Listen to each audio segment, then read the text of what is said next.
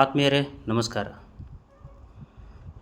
2002ರ SIR ಪ್ರಕ್ರಿಯೆಯಲ್ಲಿ ಮೊದಲನೇ ಹಂತವಾಗಿ ನಾವು ಪ್ರತಿ ಮತದಾರರಿಗೂ ಎನ್ಯುಮರೇಷನ್ ಫಾರ್ಮನ್ನು ನೀಡಿ ಅವರಿಂದ 2002ರ ಸ್ವಂತ ಮತ್ತು ಅವರ ಪೋಷಕರ ಅಥವಾ ಪಾಲಕರ ಒಂದು ದಾಖಲೆಗಳನ್ನು ತೆಗೆದುಕೊಂಡು ನಾವು SIR ಪ್ರಕ್ರಿಯೆಯನ್ನು ಅವರ ಒಂದು ಎನ್ಯುಮರೇಷನ್ ಫಾರ್ಮನ್ನು ಆನ್ಲೈನ್ ಮಾಡುವಂತಹ ಪ್ರಕ್ರಿಯೆ ಈಗಾಗಲೇ ಮುಗಿದಿದೆ.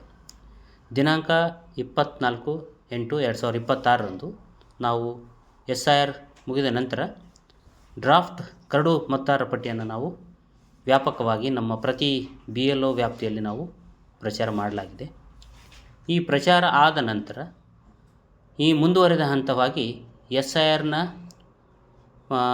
ಭಾಗದ ಮುಂದಿನ ಹಂತವನ್ನು ನಾವು ಯಾವ ರೀತಿಯಾಗಿ ನಾವು BLO ಲಾಗಿನ್ನಲ್ಲಿ ಮಾಡಬೇಕಾದಂಥ ಕರ್ತವ್ಯಗಳೇನು ಎಂಬುದರ ಬಗ್ಗೆ ನಾವು ವಿವರವನ್ನು ನೋಡೋಣ.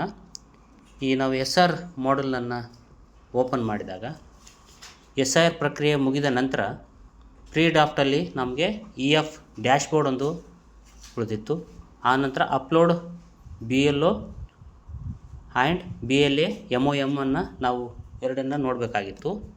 ನಂತರ ಈಗ SIR ಪ್ರಕ್ರಿಯೆ ಮುಂದುವರೆದ ಹಂತವಾಗಿ SIR 2002ರ ಪೋಸ್ಟ್ ಡ್ರಾಫ್ಟನ್ನು ನಾವು ಈಗ ಅನೇಬಲ್ ಮಾಡಲಾಗಿದೆ. ಈ 2026ರ ಪೋಸ್ಟ್ ಡ್ರಾಫ್ಟ್ನಲ್ಲಿ ಏನಿದೆ ಅಂತಂದರೆ ನಾವು list of electoral in draft ಅಂತಿದೆ. ಅಂದರೆ 2002ರ ಸರ್ವೆ ನಂತರ ಈ ಅವರ ಮತದಾರರ ಪಟ್ಟಿಯಲ್ಲಿ ಯಾರೆಲ್ಲ ಉಳಿದುಕೊಂಡಿದ್ದಾರೆ ಅವರ ಒಂದು ಸಂಪೂರ್ಣವಾದಂತಹ ಮಾಹಿತಿಯನ್ನು ನಾವಿಲ್ಲಿ ತಿಳ್ಕೊಬೋದಾಗಿದೆ. ಏನಿದೆ ಈ ಮಾಹಿತಿಯಲ್ಲಿ ಅಂತಂದರೆ ಮೊದಲನೇ ಆಪ್ಷನ್ನಲ್ಲಿ ನೋಡೋದಾದರೆ ಈ ಭಾಗ ಸಂಖ್ಯೆಯಲ್ಲಿ ಒಟ್ಟು 908 ಮತದಾರರನ್ನು ನಾವು ಈ SIR ಪ್ರಕ್ರಿಯೆ ನಂತರ ಉಳಿಸಿಕೊಳ್ಳಲಾಗಿದೆ. ಅವರನ್ನು ನಾವು ಈ ಒಂದು 908ರಲ್ಲಿ ಲಾಜಿಕಲಿ ಡಿಸ್ಕ್ರಿಪೆನ್ಸಿ ಕೂಡ ಇರ್ತವೆ ಮತ್ತು ನೋ ಮ್ಯಾಪಿಂಗ್ ಮಾಡಿರ್ತಂತಹ ಮತದಾರರು ಕೂಡ ಇದರಲ್ಲಿ ಸೇರಿರ್ತಾರೆ. ಈ ರೀತಿಯಾಗಿ ಒಂದನೇ ಆಪ್ಷನ್ನಲ್ಲಿ ನಾವು ಈ 908 ಆಪ್ಷನ್ಗಳ 8 ಮತದಾರರನ್ನು ನಾವು ನೋಡ್ಬೋದಾಗಿದೆ. ಎರಡನೇ ಆಪ್ಷನ್ನಲ್ಲಿ quality check of electoral photo ಅಂತಿದೆ.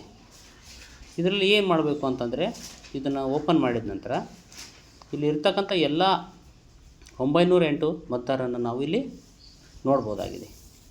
ಈಗಾಗಲೇ ನಾನು 2 ಕ್ವಾಲಿಟಿ ಚೆಕ್ಕನ್ನು ಮಾಡಿದ್ರಿಂದ 906 ಅಂತ ತೋರಿಸ್ತಾ ಇದೆ. ಈ ಮೊದಲನೇದಾಗಿ ಜ್ಯೋತಿ ಅಂತಕ್ಕಂಥ ಈ ಮತದಾರರನ್ನು ನೋಡಿದರೆ ಇವರಿಗೆ ಒಂದೇ ಫೋಟೋ ಇದೆ. ಇಲ್ಲಿ ಕರೆಂಟ್ ಫೋಟೋ ಅಂದರೆ ಆಲ್ರೆಡಿ ಇವರು ಮತದಾರರ ಪಟ್ಟಿಯಲ್ಲಿರ್ತಕ್ಕಂಥ ಒಂದೇ ಭಾವಚಿತ್ರ ಸಿಗ್ತದೆ. ಇವರು ಬಯಸಿದಲ್ಲಿ ಏನು ಮಾಡ್ಬೇಕು, ನಾವು ಇವ್ರದ್ದು ಫೋಟೋ ಸರಿ ಇಲ್ಲ, ಇದು ಬ್ಲರ್ ಆಗಿದೆ ಅಂತಂದರೆ ನಾವು ಈ ಫೋಟೋ ಕೆಳಗಡೆ ಇರ್ತಕ್ಕಂಥ ಅಪ್ಲೋಡ್ ನ್ಯೂ ನಾವು ಕ್ಲಿಕ್ ಮಾಡಿ ಇಲ್ಲಿ ಕೆಳಗಡೆ ಬಂದು ಇಲ್ಲಿ ಅಪ್ಲೋಡ್ ಕ್ಲಿಕ್ ಫೋಟೋ ಅಂತ ಕ್ಲಿಕ್ ಮಾಡಿದರೆ ಅವರು ಪ್ರಸ್ತುತ ಇರತಕ್ಕಂಥ ಒಂದು ಭಾವಚಿತ್ರವನ್ನು ತೆಗೆದು ನಾವು ಅಪ್ಲೋಡ್ ಮಾಡಿ ಸಬ್ಮಿಟ್ ಮಾಡ್ಬೋದು. ಅದೇ ರೀತಿ ಪ್ರತಿಯೊಬ್ಬ ಮತದಾರರನ್ನು ವೋಟರನ್ನು ನಾವು ಚೆಕ್ ಮಾಡಬೇಕಾಗ್ತದೆ. ಪ್ರತಿಯೊಬ್ಬರು ಮತದಾರರು ಕೆಲವೊಬ್ಬರು ಈ ಮೊನ್ನೆ ನಡೆದಂಥ SR ಪ್ರಕ್ರಿಯೆಯಲ್ಲಿ ಅವರು ಹೊಸ ಮತದಾರರು ಹೊಸ ಫೋಟೋವನ್ನು ನೀಡಿರಲೂಬಹುದು. ಹೌದಾ, ಇಲ್ಲಿ ನೋಡಿ ಈ ಮತದಾರರು ಏನಂತಂದರೆ 2 ಫೋಟೋಗಳು ನಮ್ಮಲ್ಲಿ ಡಿಸ್ಪ್ಲೇ ಆಗ್ತಾ ಇದ್ದಾವೆ. ಈ ಫೋಟೋ ಒಂದು ಮೊದಲೇ ಆಲ್ರೆಡಿ ಇರ್ತಕ್ಕಂಥ ಮತದಾರರ ಪಟ್ಟಿಯಲ್ಲಿರ್ತಕ್ಕಂಥ ಫೋಟೋ, ಡ್ಯೂರಿಂಗ್ SIRಲ್ಲಿ ಹೊಸದಾಗಿ ನೀಡಿರ್ತಕ್ಕಂಥ ಫೋಟೋ. ನಮಗೆ ಎರಡರಲ್ಲಿ ಏನಂತಂದರೆ ಈ ಫೋಟೋ ವಯಸ್ಸು ಚಿಕ್ಕದಾಗಿ ಕಾಣೋದರಿಂದ ನಾವು ಈ SIR ಪ್ರಕ್ರಿಯೆಯಲ್ಲಿ ನೀಡಿರ್ತಕ್ಕಂಥ ಫೋಟೋವನ್ನು ನಾವು ಸೆಲೆಕ್ಟ್ ಮಾಡಿ ಇದನ್ನು ನಾವು ಸಬ್ಮಿಟ್ ಮಾಡಿದ ನಂತರ ರೆಕಾರ್ಡ್ ಅಪ್ಡೇಟ್ ಸಕ್ಸಸ್ಫುಲಿ ಅಂತ ಬರ್ತದೆ. ಈ ರೀತಿಯಾಗಿ ನಾವು ಅವರ ಫೋಟೋಗಳನ್ನು ಮಾಡಿದ ನಂತರ ಇಲ್ಲಿ ಟೋಟಲ್ ರೆಕಾರ್ಡ್ ಏನಾಗ್ತಾಯಿದೆ, ಕಡಿಮೆ ಆಗ್ತಾ 0 ಆಗ್ತದೆ. ಇದೊಂದು ಪ್ರಕ್ರಿಯೆ ನಾವು ಕಡ್ಡಾಯವಾಗಿ ಮಾಡಲೇಬೇಕಾದಂಥದ್ದು. ಮೂರನೇದೇನಂತಂದರೆ ಡಿಸ್ಕ್ರಿಪೆನ್ಸಿ ಇನ್ ಮ್ಯಾಪಿಂಗ್. ಡಿಸ್ಕ್ರಿಪೆನ್ಸಿ ಮ್ಯಾಪಿಂಗ್ನಲ್ಲಿ ನಾವೇನು ಮಾಡ್ಬೇಕಂತಂದರೆ ಈಗ ಆಲ್ರೆಡಿ ನಾವು SIR ಪ್ರಕ್ರಿಯೆಯಲ್ಲಿ ಇವರು ಕೂಡ ಮ್ಯಾಪಿಂಗ್ನಲ್ಲಿ ಒಳಪಟ್ಟಿರ್ತಾರೆ. ಇವರು ಮಾಡಿದಂಥ ಮ್ಯಾಪಿಂಗಲ್ಲಿ ಏನಾಗಿರ್ತದೆ, ಕೆಲವೊಂದು ಹೆಸರು ಮಿಸ್ಮ್ಯಾಚ್ ಆಗಿರ್ಬೋದು, ಏಜ್ ಗ್ಯಾಪ್ ಆಗಿರ್ಬೋದು, ಅಥವಾ ಸುಮಾರು ಒಬ್ಬರೇ ಪಾಲಕರಿಗೆ 6 ಜನಕ್ಕಿಂತ ಹೆಚ್ಚು ಜನರು ಮ್ಯಾಪಿಂಗ್ ಆಗಿರ್ಬೋದು. ಇನ್ನಿತರ ಕಾರಣಗಳಿಂದ ಇವ್ರದ್ದೇನಾಗಿರ್ತದೆ ಲಾಜಿಕಲಿ ಡಿಸ್ಕ್ರಿಪೆನ್ಸಿನಲ್ಲಿ ಉಳಿದಿರ್ತದೆ. ಇವ್ರದ್ದು ಈ ಲಾಜಿಕಲ್ ಡಿಸ್ಕ್ರಿಪೆನ್ಸಿ ಏನಿದೆ ಅಂಥೇಳಿ ನಾನು ಕ್ಲಿಕ್ ಮಾಡೋದ್ರ ಮೂಲಕ ಮೇಲ್ಗಡೆ ಇರತಕ್ಕಂಥ ಎರಡೂ ಲಾಜಿಕಲ್ ಡಿಸ್ಕ್ರಿಪೆನ್ಸಿ ರೆಡ್ ಮಾರ್ಕ್ನಲ್ಲಿ ಬಂದಿರತಕ್ಕಂಥ ಎರಡೂ ಲಾಜಿಕಲ್ ಡಿಸ್ಕ್ರಿಪೆನ್ಸಿ ಆಗಿರ್ತವೆ. ಇವ್ರದ್ದು ಮತದಾರರ ಪಟ್ಟಿಯಲ್ಲಿ ಏನೇನೋ ತುಂಬಿರ್ತಾರೆ ಎಲ್ಲವನ್ನು ನಾವು ಕೂಡ ಇಲ್ಲಿ ಸಂಬಂಧಗಳನ್ನು ಎಲ್ಲ ನಾವು ಮ್ಯಾಪಿಂಗನ್ನು ನೋಡ್ಬೋದು. ಮತ್ತೇನಂತಂದರೆ ಇವರಿಗೆ ಏನಾದರೂ ನೋಟಿಸ್ ನೀಡಿದಂಥ ಸಂದರ್ಭದಲ್ಲಿ ಅವರ ಪೇರೆಂಟ್ಸ್ಗೆ ಸಂಬಂಧಪಟ್ಟಂಥ ಡಾಕ್ಯುಮೆಂಟ್ಸ್ ಕೂಡ ಅವರು ಇಲ್ಲಿ ಸಬ್ಮಿಟ್ ಮಾಡ್ಬೋದು. ಇವರೇನು ಮಾಡ್ಬೋದು ಅಂತಂದರೆ ಒಬ್ಬ ಮತದಾರರು ತಮ್ಮ ಪೇರೆಂಟ್ಸಿನ ಸುಮಾರು 4 ದಾಖಲೆಗಳನ್ನು ಕೂಡ ಇಲ್ಲಿ ನಾವು ಅವ್ರದ್ದು ಅಪ್ಲೋಡ್ ಮಾಡಲಿಕ್ಕೆ ಅವಕಾಶ ಇರ್ತದೆ. ನೋಡಿ, ಇಲ್ಲಿ ಇರ್ತಕ್ಕಂಥ ಈ ಪಟ್ಟಿಯಲ್ಲಿ ಇರ್ತಕ್ಕಂಥ ಎಲ್ಲ ದಾಖಲೆಗಳನ್ನು ಕೂಡ ಅವರು ಅಪ್ಲೋಡ್ ಮಾಡ್ಬೋದು. ಸುಮಾರು 4 ದಾಖಲೆಗಳನ್ನು ಪೇರೆಂಟ್ಸ್ದವ್ರದ್ದು ಅಪ್ಲೋಡ್ ಮಾಡ್ಬೋದು. ಒಂದು ವೇಳೆ ಪೇರೆಂಟ್ಸ್ ಅವರು ಯಾರೂ ಇರಲಿಲ್ಲ ಅಂಥ ಪಕ್ಷದಲ್ಲಿ ಏನು ಮಾಡ್ಬೋದು, ಅವ್ರ ಗ್ರ್ಯಾಂಡ್ ಪೇರೆಂಟ್ಸ್ ಅವರು ಕೂಡ ನಾವು ದಾಖಲೆಗಳನ್ನು ಅಪ್ಲೋಡ್ ಮಾಡಲಿಕ್ಕೆ ಅವಕಾಶವನ್ನು ಚುನಾವಣಾ ಆಯೋಗ ನೀಡಿದೆ. ಈ ಅಪ್ಲೋಡ್ ಮಾಡಿದ ನಂತರ ಏನು ಮಾಡ್ಬೇಕು ಅಂತಂದರೆ ಸ್ಥಳೀಯವಾಗಿರ್ತಕ್ಕಂಥ ಮತಗಟ್ಟೆ ಅಧಿಕಾರಿಗಳಾಗಿರ್ತಕ್ಕಂಥ BLO ಅವರನ್ನು ಅವರ ಒಂದು ಲೆಟ್ರನ್ನು ಕೂಡ ನಾವು ಇಲ್ಲಿ ಅಪ್ಲೋಡ್ ಮಾಡ್ತಾಯಿದ್ದೀವಿ. ಇಲ್ಲಿ ಕ್ಯಾಪ್ಚರ್ ಫೋಟೋ ಅಂತಿದೆ, ಅವರ ಫೋಟೋವನ್ನು ನಾವು ಇಲ್ಲಿ ಅಪ್ಲೋಡ್ ಮಾಡೋದ್ರ ಮೂಲಕ ಇಲ್ಲಿ ಲಾಸ್ಟ್ನಲ್ಲಿರ್ತಕ್ಕಂಥ ಚೆಕ್ ಬಾಕ್ಸ್ನಲ್ಲಿ ನಾವು ಕ್ಲಿಕ್ ಮಾಡೋದ್ರ ಮೂಲಕ ವೆರಿಫೈ ಮಾಡಿ ಅವರ SIR ಕರೆಕ್ಟ್ ಆಗಿದೆ ಅಂಥೇಳಿ BLO ಅವರಿಂದ ನಾವು ಈ ರೀತಿ ಅವರ ನೋಟಿಸ್ಗೆ ಸಂಬಂಧಪಟ್ಟಂಥ ದಾಖಲೆಗಳನ್ನು ನಾವು ಅಪ್ಲೋಡ್ ಮಾಡೋಕ್ಕೆ ಅವಕಾಶ ನೀಡಿರ್ತಾರೆ. ಮುಂದಿನ ಅಂತಂದರೆ ಕೇವಲ ಡಿಸ್ಕ್ರಿಪೆನ್ಸಿಗಳು ಮಾತ್ರ ಅಲ್ಲ, ನೋ ಮ್ಯಾಪಿಂಗ್ 2002ರ ಯಾವುದೂ ಮಾಹಿತಿ ನೀಡದೇ ಇರತಕ್ಕಂಥ ಮತದಾರರು ಕೂಡ ನಾವೇನು ಮಾಡ್ಬೋದು, ಇಲ್ಲಿ ಅವ್ರನ್ನ ಡಾಕ್ಯುಮೆಂಟ್ಸ್ಗಳನ್ನು ಪಡೆದು ಇಲ್ಲಿ ಟೋಟಲ್ 113 ಜನ ಇದ್ದಾರೆ. ನೋ ಮ್ಯಾಪಿಂಗ್ನ ಒಂದು ವಿಭಾಗದಲ್ಲಿ ಏನಂತಂದರೆ ಈ ಮತಗಟ್ಟೆಯಲ್ಲಿ ಸುಮಾರು 113 ಜನ ಮತದಾರರು ಇರೋದ್ರಿಂದ ಇವ್ರಿಗೂ ಕೂಡ ಸಂಬಂಧಪಟ್ಟಂಥ ಡಾಕ್ಯುಮೆಂಟ್ಗಳನ್ನು ಅಪ್ಲೋಡ್ ಮಾಡೋಕ್ಕೆ ಅವಕಾಶ ಇದೆ. ಮೊದಲನೇದಾಗಿ ಇಲ್ಲಿ ಮ್ಯಾಕ್ಸಿಮಮ್ 4 ಡಾಕ್ಯುಮೆಂಟ್ಸ್ಗಳನ್ನು ಇವರು ಅಪ್ಲೋಡ್ ಮಾಡಬಹುದು. ಇಲ್ಲಿ ಏನು ಮಾಡ್ಬೇಕು ಅಂತಂದರೆ ಒಂದು ಕ್ರಮ ಸಂಖ್ಯೆ ಹಾಕಬೇಕು. ಇಲ್ಲಿ ಒಂದೇ ಡಾಕ್ಯುಮೆಂಟ್ಸನ್ನು ಟಿಕ್ ಮಾಡಿ ಗೋ ಅಂತಂದಾಗ ಇವ್ರದಲ್ಲಿ ಅಪ್ಲೋಡ್ ಡಾಕ್ಯುಮೆಂಟ್ಸ್ ಓಪನ್ ಆಗ್ತದೆ. ಇಲ್ಲಿ ಈ ಪಟ್ಟಿಯಲ್ಲಿ ಇರ್ತಕ್ಕಂಥ ಯಾವುದಾದ್ರೂ ಒಂದನ್ನು ಇವರು ಚೂಸ್ ಮಾಡಿ ಅದರ ಒಂದು ಅಪ್ಲೋಡನ್ನು ಮಾಡಬೇಕು. ಅದೇ ರೀತಿ ಈ ಒಂದಾದ ನಂತರ